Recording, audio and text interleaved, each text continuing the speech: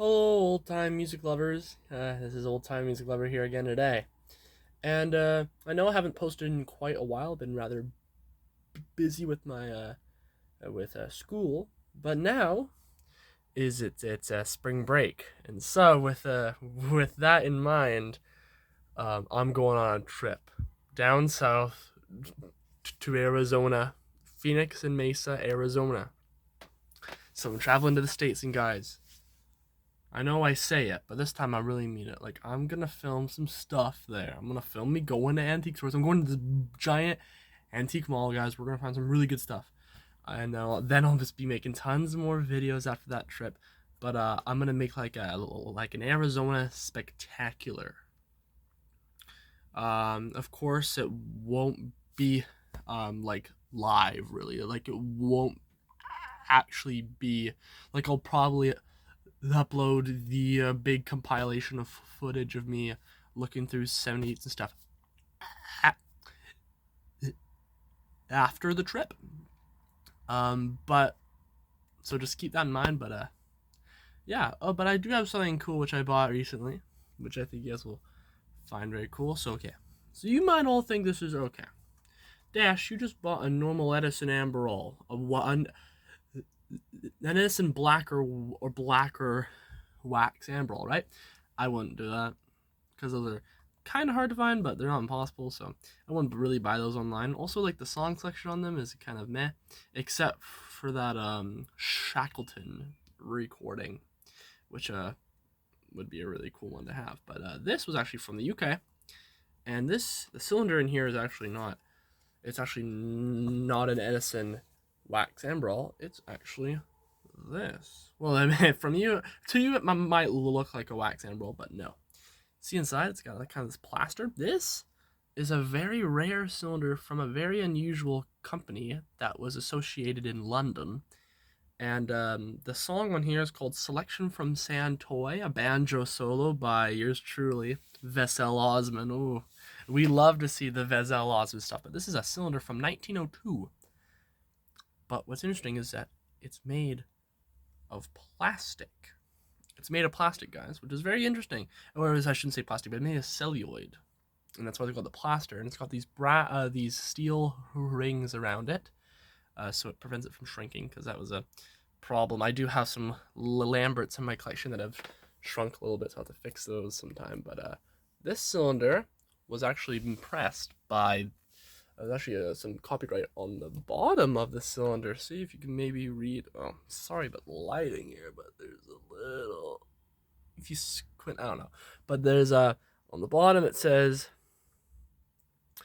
manufactured by the International Phonograph and Indestructible Record Company of London, 1902.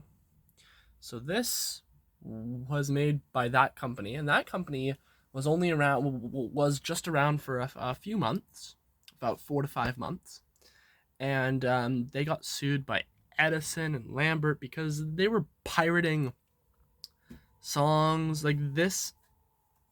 Fez Osman never visited London, so this is a pirated cylinder from an Edison brown wax that he cut in 1901 of the Santoy selection.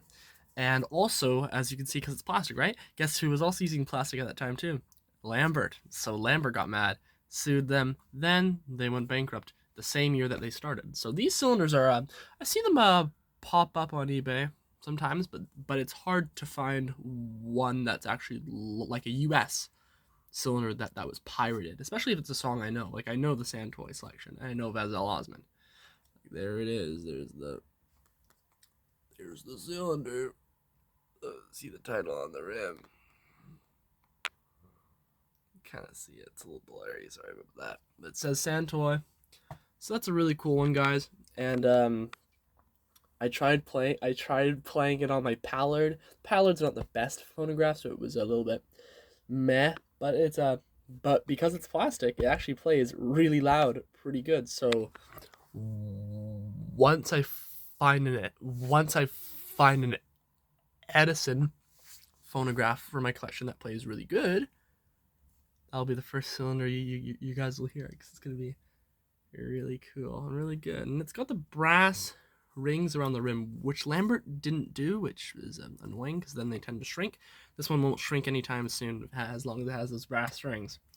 So yeah, that's a very unusual kind of small cylinder company that was stationed in London that wasn't around for very long in 1902. And the announcement, of course, doesn't credit Vezel Osmond, but I bought this off of eBay from a guy named Mark Beresford. Check out his stuff that he sells; it's really good. It's the same guy I bought that gas shell bombardment '78, which I love it so much. But he said that yeah, it was a pirated cylinder from an Edison brown wax, and the announcement doesn't credit Vezel Osmond, but it's most likely Vezel Osmond. The announcement does say selection from Santoy, banjo solo, a indestructible phonograph. It says so. That's really cool, guys. And I'll have to play this in a further video, future video. So I will see you guys in Arizona. I'll be making some footage tomorrow because I'm leaving tomorrow for Arizona. So I'll see you guys then.